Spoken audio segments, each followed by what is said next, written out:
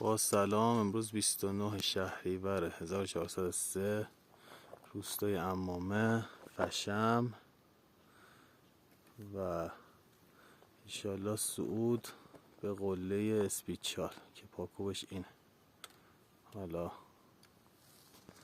انشالله که صعود خوبی باشه. هوا هم که خیلی خوبه و این هم احتمالا خطاره هستش.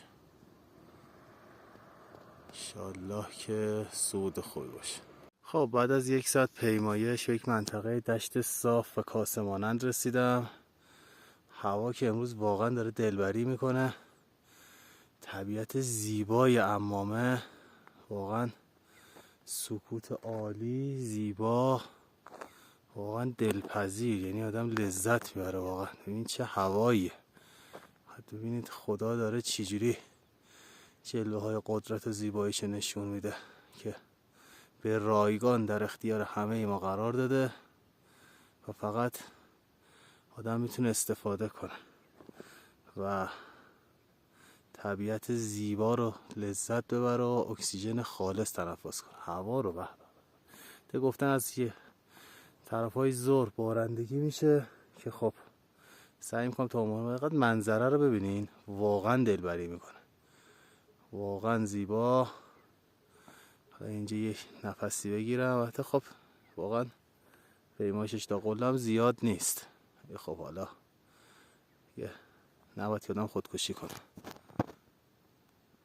بعد از 1 ساعت پیمایش شیب رو شما ملاحظه میکنین بسیار زیاده.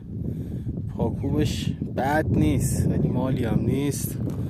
این هم نمای زیبای روستای عمامه از بالا و این هم قله زیبای ورجین در منطقه عمامه. البته از طرف لواسون هم راه داره که پارسال صعودش کرد از لواسون. قله پدر مادر داریه و این هم فاصله جاده تا اینجایی که من رسیدم و ملاحظه میکنین که دیگه الان صخره‌ای داره میشه و شیب بیشتر. کلا قله کوتاهیه ولی شیب خیلی خوبی داره. یعنی میتونین با 2 ساعت و نیم پیمایش تو شیب سنگین یک قله بسیار زیبا، ساکت و تمرینی عالی رو صعود کنین. دیگه یواش یواش از چند وقت دیگه هم اینجا اینقدر سرد میشه و برفی که دیگه اصلا نمیشه صعود کرد. حالا ان شاءالله برم ببینم چی میشه. یعنی از شیب براتون نگم که اصلا تعریف تازه‌ای از شیب و قله داره.